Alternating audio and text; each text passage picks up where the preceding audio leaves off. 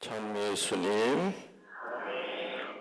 오늘 서울에서 38분 순례자들이 왔다는데 어디 손 들어보세요. 어디 있어요? 예, 우리 박수로 환영합시다.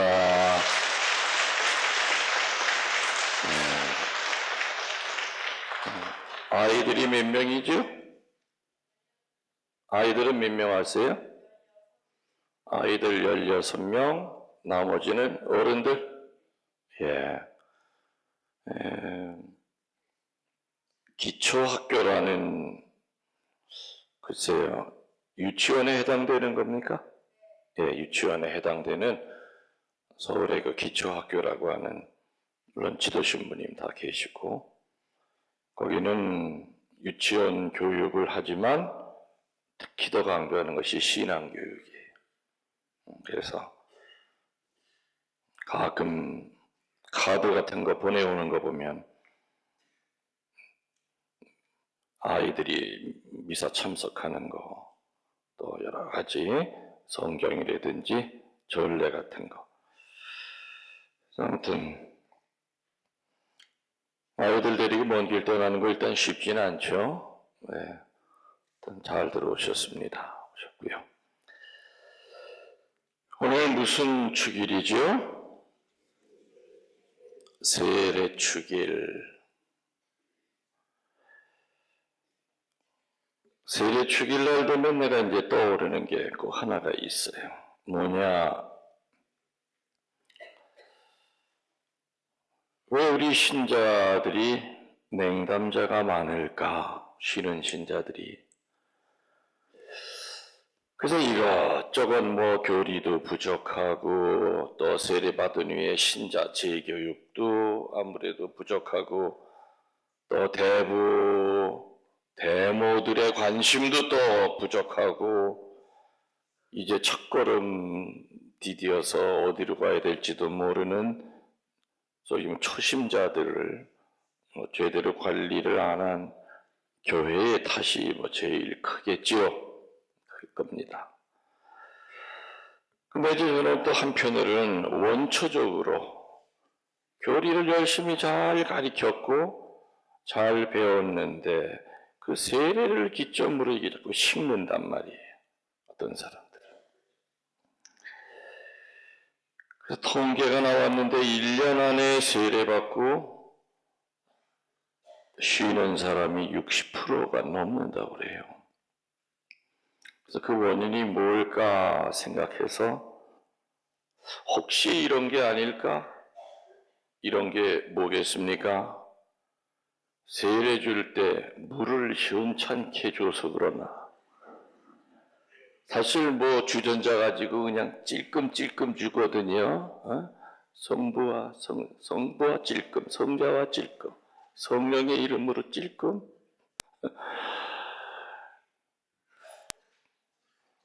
이게 물을 시원찮게 주어가지고 세례물을. 그래서 제가 어느 본당에 있을 때 어떻게 세례를 줬느냐면은 강가로 갔어요. 세례받은 날. 그때 24명이 세례받았는데 가서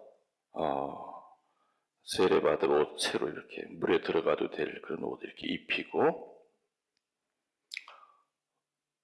정말 거기서는 그때는 완전히 침수를 했어요. 두 사람이 이렇게 뒤로 해서 안전하게 물에 완전히 뒤로 누우면 그냥 물에 들어갔다가 아주 콧구멍까지 다 세례받는 거예요. 그때 귓구녕, 콧구멍 아무튼 확실하게 아주 물에 잠겼다가 잠가놨다가 뺐죠. 그리고 성부와 성자와 성령의 이름으로 아무개에게 세례를 베푸노라.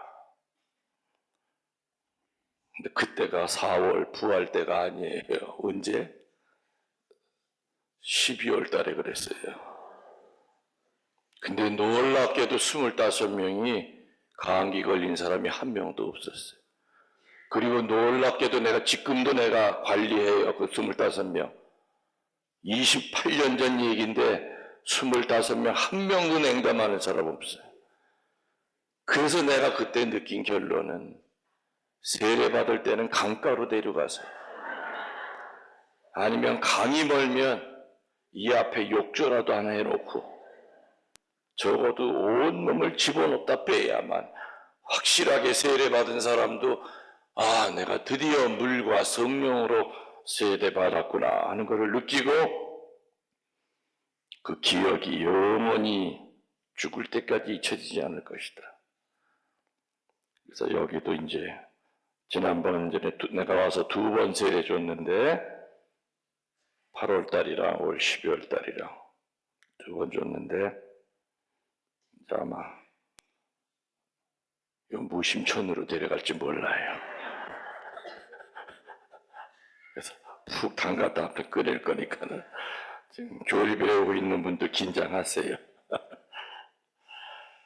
자, 여러분들 오늘 예수님이 세례 받으셨죠?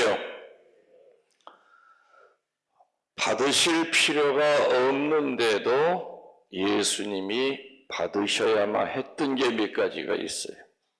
뭘까요? 예수님 고통받으실 필요 있으신 분이에요? 없는 분이에요. 근데 고통받으셨죠?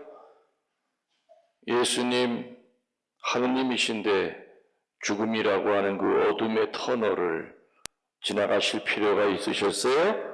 없으셨어요. 그리고 또 한 가지, 예수님은 세례받을 이유가 없으신 분이에요. 왜? 세례의 목적이 뭐예요? 깨끗하게 죄 사함을 받는 게 세례죠. 죄와 벌까지 사함 받는 게 세례인데 예수님은 왜 세례 받으셨냐 이거예요. 네? 우리 인간에게 본을 보이기 위하여 요렇게 죄 사함을 받고 또 뭐예요? 요렇게 살아라? 지금 저 자매님 얘기한 거 맞는 것 같아요? 틀린 것 같아요? 맞아요. 우리는 자식들한테 어른으로서 굳이 할 필요가 없지만 자식들을 가리키기 위하여 본을 보여야 될 필요가 있죠. 세상살이 모르는 자식에게 요럴 땐 요렇게 해야 된다 하면서 앞장서서 할 필요가 없는데도 꼭 자식한테 좋은 모범을 보이기 위하여 앞으로 또 이렇게 살아가야 될 것을 잘 방향 지시를 하기 위하여 본을 보여야 될 필요가 있어요. 오늘 예수님이 세례자 요한에게 세례 받으신 것은 당연히 그분 받으실 필요가 없는 겁니다. 근데 받으신 이유는 우리들의 모범을 보이시기 위해서 받으셨다는 거죠. 모범을 보이시기 위해서. 근데 예수님의 세례나 우리의 세례나 똑같아요, 내용은. 우리도 세례 받을 때 물과 또 뭐 하나? 성령으로 세례 받았고, 예수님도 세례 받으실 때 물과 성령으로 세례 받으셨어요. 똑같아요. 다만 다른 것은 우리는 마땅히 받아야 될 인간이기 때문에 받은 것이고, 우리 주님은 받을 필요도 없는 세례지만 우리들에게 좋은 본을 보이시기 위해 받으신 거죠. 오늘 우리들은 주님의 세례 주기를 봉헌하면서 우리의 세례를 묵상해야 됩니다. 이 중에 예비자들 빼고는 전부 다 세례 받으신 분들이죠. 또 물론 어떤 분들은 모태신앙도 있어요. 세례 받은 거 기억을 한다지만 하여튼 우리 엄마가 나 태어나가지고 일주일도 안 돼서 성당에 가서 세례 줘. 옛날엔 다 그랬잖아요. 맞죠? 옛날에는 애가 태어나서 하도 잘 죽으니까 그것 때문에 그런 거예요. 하도 사망률이 높으니까 유아들 태어나자마자 대개는 일주일이나 2주일 안에 세례를 줬어요. 그래서 어느 성당이든지 그 제대 뒤쪽에 이렇게 성세대라고 세례 주는 그릇이 따로 있었죠. 그 애기들 담았다 이렇게 꺼내는데 조그만 또 이런 그릇이 지금도 외국 성당 가면은 성당 뒤나 옆에 아이들한테 세례 주는 성세대가 따로 있어요. 있어요. 오늘 우리들은 예수님의 세례 축일을 지내면서 우리들이 세례 받을 때 물로 받고 또 한 가지는 성령으로 받았다. 물의 의미가 뭐고 성령의 의미가 뭐고 물과 성령으로 깨끗이 거듭난 바로 그 사람들이 성부께 들었던 말 뭡니까? 너는 내가 사랑하는 아들, 내 마음에 드는 아들이다. 그래서 오늘 우리들은 물을 묵상해야 됩니다. 성령을 묵상해야 되고 사랑하는 아들, 딸이 되기 위해서는 하느님에게 그 소리를 내가 현재 듣고 살아가는 존재인지 아니면 전혀 주님의 그러한 목소리를 들을 자격이 없이 사는지를 오늘 묵상해야 되는 날입니다. 우선 물이라고 하는 것은 몇 가지의 의미가 있죠. 첫 번째, 씻기움입니다. 다른 말로 정화의 의미가 있습니다. 더러운 것을 깨끗이 씻겨줍니다. 노아의 홍수 때도 그랬죠? 노아의 홍수 때 뭘로 심판하십니까? 물로 40주야를 주먹보다 큰 빗방울을 내려서 온 세상을 다 잠기게 합니다. 노아의 홍수 때도 무법천지라고 그랬습니다. 소돔과 고모라에 불을 내릴 때도 역시 세상이 무법천지가 됐다고 그랬습니다. 노아의 홍수를 통해서 가장 강한 정화의 모습을 보입니다. 또 우리들도 밥 먹기 전에 뭐예요? 손 닦습니다. 나갔다 오면 손을 닦습니다. 화장실 갔다 와도 손 닦습니다. 아무튼 씻기움을 나타낸다. 비단 이 물에 대한 의미는 우리 그리스도교만이 아니라 힌두교에도 마찬가지죠. 힌두교 신자들은 그 성스러운 물인 인도의 무슨 강? 겐지스 강에 가서 열심히 순례해요. 근데 혹시 여러분들 겐지스 강에 갔다 오신 분 있는지 모르지만 진짜 더러워. 시체도 떠다니고 똥덩어리도 떠다니고 아무튼 그렇게 더러울 수 없는데 모든 이게 하수구 시설이 제대로 돼 있지 않아서 그냥 다 그 강으로 빠져나오는 거예요. 한쪽에서는 시신 태우고 뼈 가루고 뭐고 다 거기다 갖다 버리고 또 저 밑에서는 그냥 그 안에 들어가서 그냥 거룩하게 손을 모으고 또 그냥 침수까지 했다 나오고요. 얼굴이 얼마나 똥물에 목욕하면서 그렇게 기쁘게 똥물에 목욕해서 처음 봤다니까 그때 가서 나도 용기를 내서 한번 들어갔다 나올까 하다가 도저히 그냥 똥이 발목까지 옆에가 부딪히는데 들어갈 재간이 없더라고. 아무튼 그분들은 똥을 보는 것이 아니라 겐지스강 자체에 대한 의미를 보는 거죠. 이 거룩한 물이다. 성스러운 물이다. 아무튼 물은 씻기는 겁니다. 더러운 것을 정화시키는 정화의 기능이 있다는 거죠. 두 번째로 물은 심판의 의미가 있습니다. 모세가 백성을 끌고 홍해바다를 건너갑니다. 그리고 난 다음에 에집트 병사들이 쫓아 들어오니까 갈라졌던 벽을 만들었던 그 홍해의 물기둥이 합쳐지면서 전부 다 수장이 됩니다. 수장. 그래서 심판을 나타냅니다. 그리고 다른 말로 구마의 힘이 있습니다. 물은. 사제가 축성하여 교우들에게 뭘 뿌립니까? 성수를 뿌리죠. 그리고 성당 들어오면 제일 먼저 해야 되는 일이 성수 찍어서 거기 있는 대로 읽고 거기 보면은 마귀를 쫓아내게 해달라는 기도는 있어요. 또 우리 성당 같은 오랜 전통이 성수대 두 군데 위에 예수님의 오래된 십자가가 있죠. 그래서 늘 무릎을 만지거나 발을 만지거나. 그래서 이 물은, 축성된 물은, 특별히 거룩한 성수는 마귀를 쫓아내는 힘이 있어요. 구마 사제가 마귀 들린 부마자를 상대할 때 가장 많이 쓰는 무기는 성수입니다.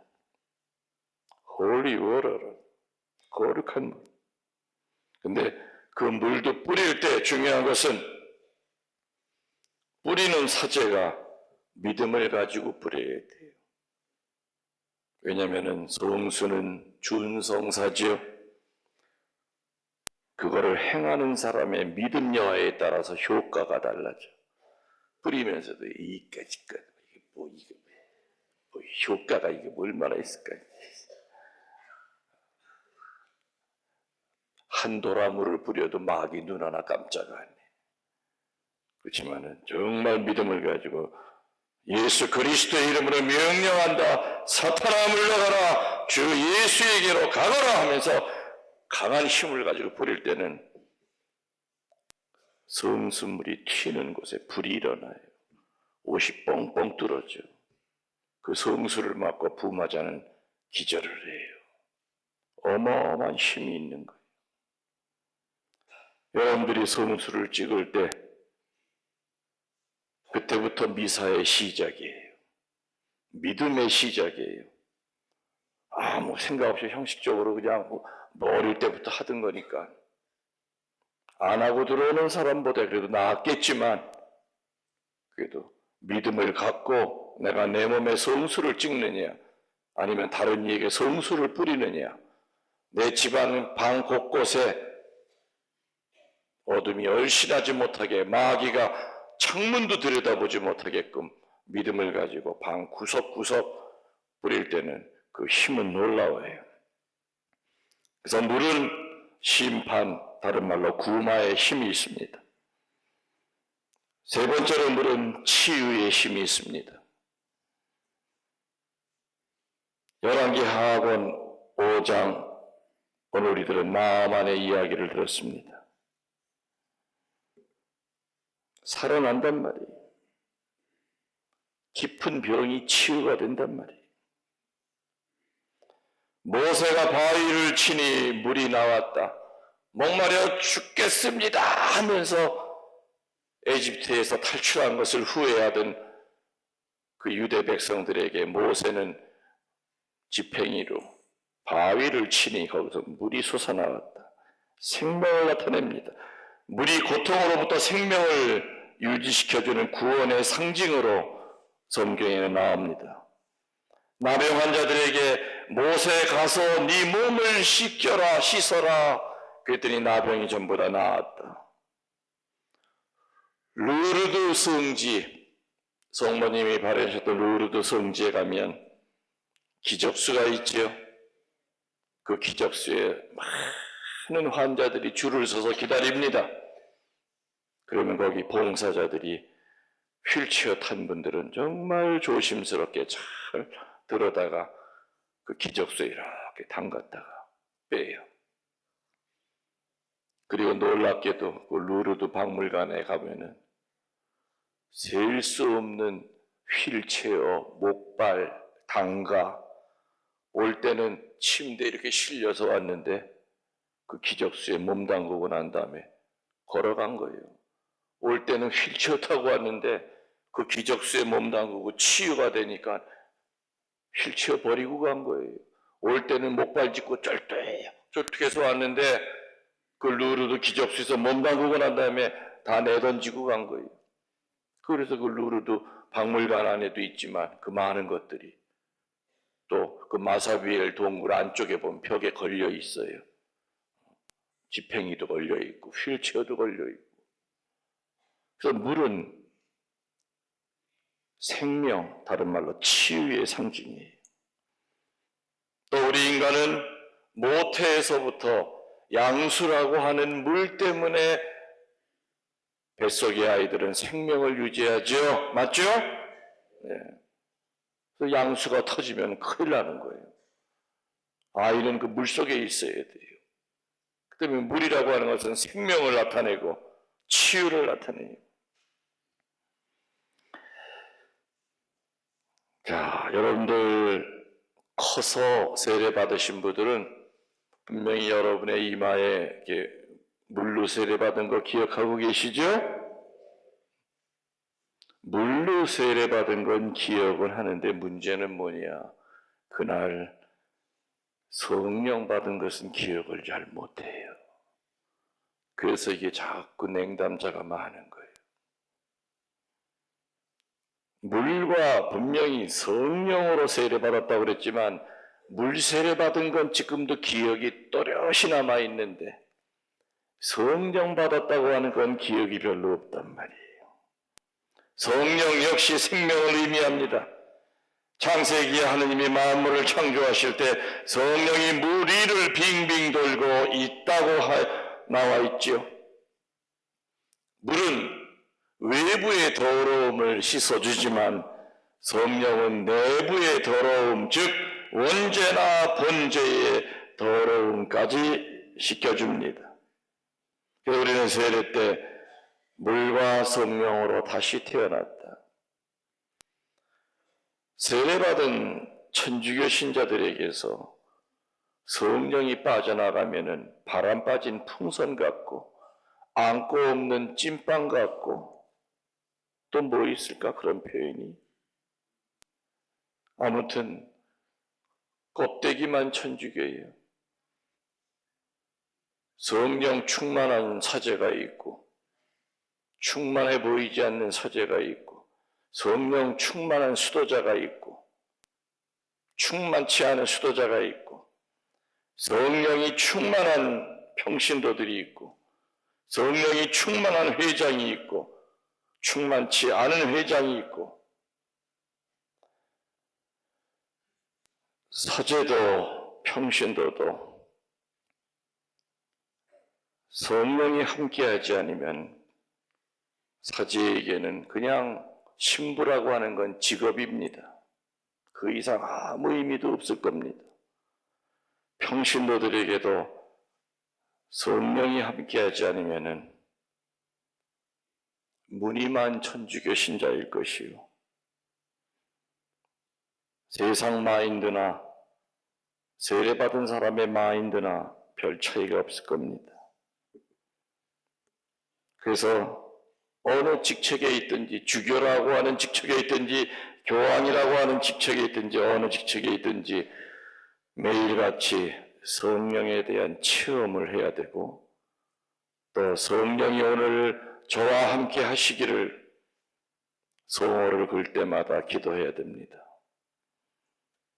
많은 사람들이 물 세례 받은 건 기억하고 있지만 성령 세례 받은 건 기억을 못하고 있다는 거죠. 그러니 미지근할 수밖에 없어요. 끌려다닐 수밖에 없어요.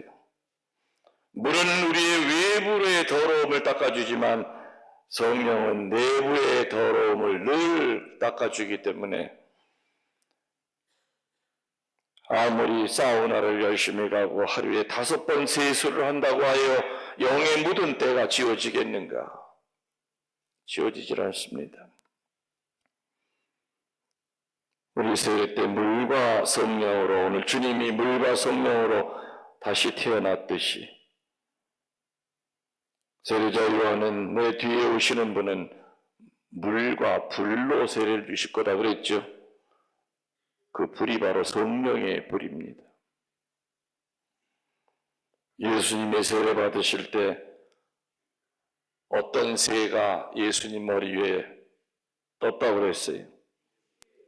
부엉이, 참새, 독수리, 비둘기. 요즘은 공원마다 비둘기가 하도 늘어서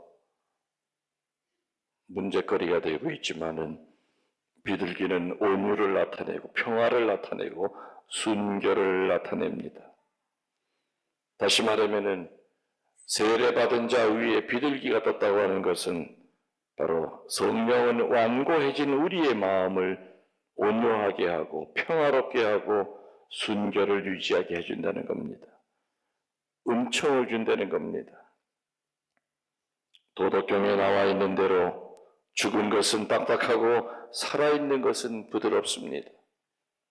심장은 뛰고 있다 하더라도 영이 죽은 사람은 늘 얼굴이 경직이 되어 있습니다. 생전 웃을 줄 모릅니다. 도덕경에 죽은 것은 딱딱하고 살아있는 것은 부드럽다. 맞아요, 틀려요? 사람 죽으면 송장되면은 몇 시간 안 되면 경직이 일어나요. 세상 모든 살아있는 것들은 숨이 끊어지면은 손가락부터 발가락까지 다 딱딱해져요.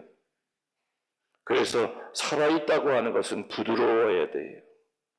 근데 심장은 뛰고 있는데도 죽은 시체처럼 살아가는 사람들이 있단 말이에요. 성령은 그런 사람들을 부드럽게 합니다. 평화롭게 합니다. 기쁨을 줍니다. 2월 중순부터 우리 서운동 성당에서 성령 세미나가 열리는 거 아시죠? 20여 년 전 제가 청주교구 성령 지도 신부할 때는 정말 각 본당마다 성령 세미나를 많이 열었어요. 기초 세미나죠. 그래서 일주일에 한 번 각 본당마다 금요일이나 목요일 적당한 시간에 성령 기도회가 청주 시내에서 끊임없이 각 본당마다 찬미를 드렸어요. 20년 만에 다시 청주 시내로 들어와 보니 청주 시내에 성령 기도회 하는 데가 한 군데도 없더라. 다시 이제 성령의 불을 아마 그 20여 년 전에 제일 열심히 하던 성당이 저는 서운동 성당으로 알고 있어요. 그땐 참 뜨거웠어요. 서운동 성당. 많은 사람들이 성령 세미나는 머리에 기억으로만 남아있으면 아무 소용이 없습니다. 이어져야 되지요. 이어져야 돼요. 이번 2월 달에 다시 꺼진 불을 다시 붙일 겁니다. 여기서 불이 붙어서 다른 본당으로 이어져서 성령 충만한 우리 교구가 되기를 기원합니다. 성령 충만한 본당이 되기를 기원합니다.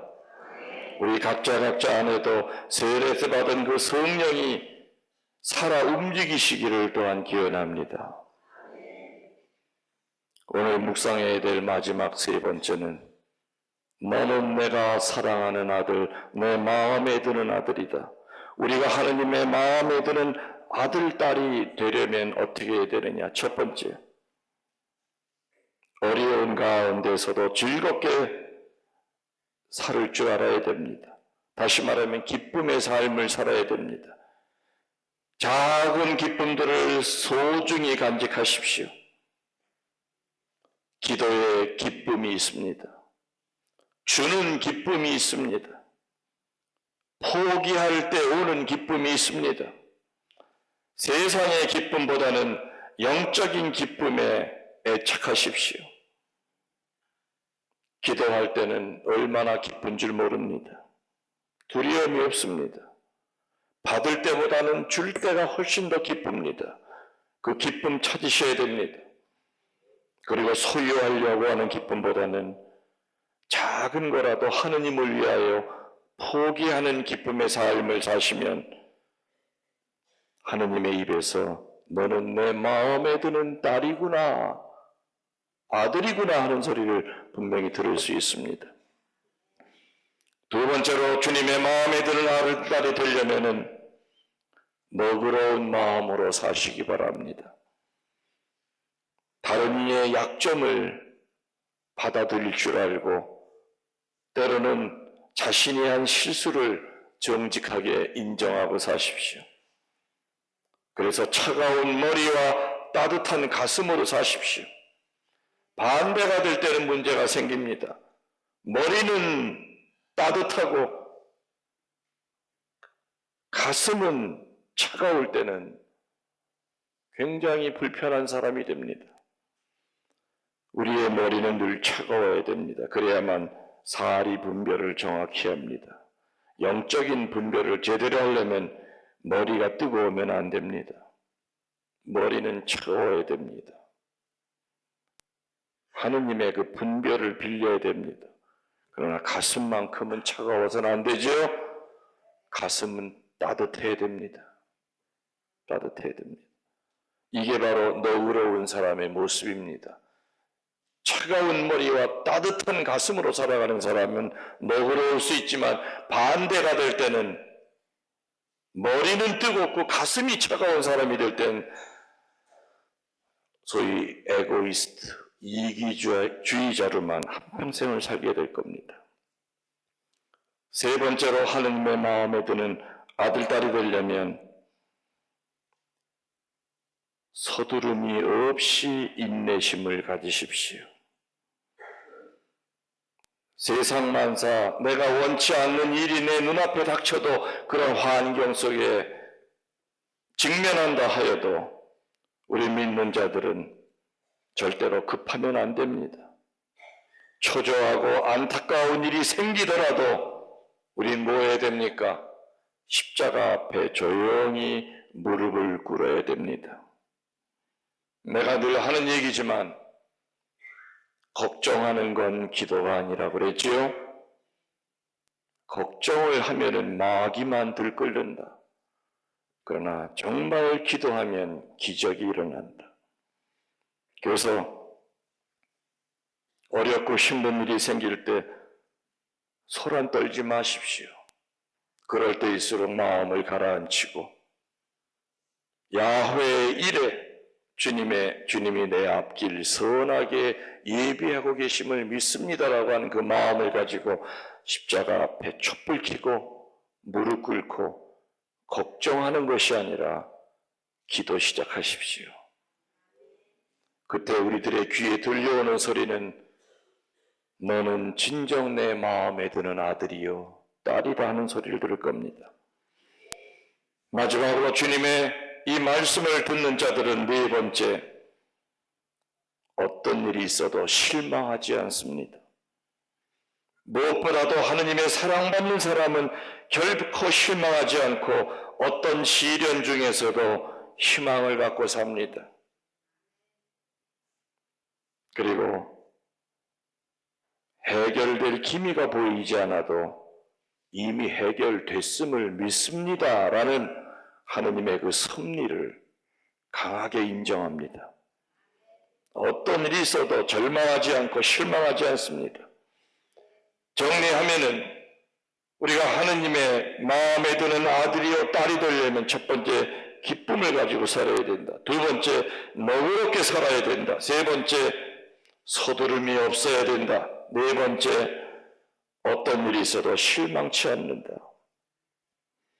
이렇게 사는 삶을 살 때 우리들의 귀에는 예수님이 2000년 전에 성부께로부터 들었던 그 축복의 말이 우리 귀에 들릴 겁니다. 주님의 세례 축일에 우리의 귀에도 같은 소리가 들릴 걸 믿습니다. 여기 있는 너희들은 내가 사랑하는 아들, 딸들이며 내 마음에 드는 자녀들이다. 기쁘게 살거라. 너그러운 마음으로 살아가라. 그리고 서두르지 말고 십자가 앞에 무릎 꿇어라. 그리고 어떤 일이 있어도 내 너를 지켜줄 것이니 실망치 말아라. 예수님의 세례 축일을 지내면서 우리 각자의 세례받은 날짜와 시간은 다를지언정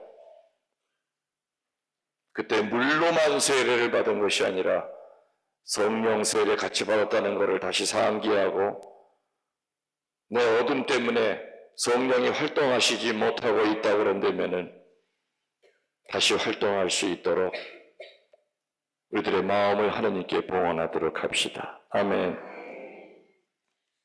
모두 일어나시어 우리들의 신앙을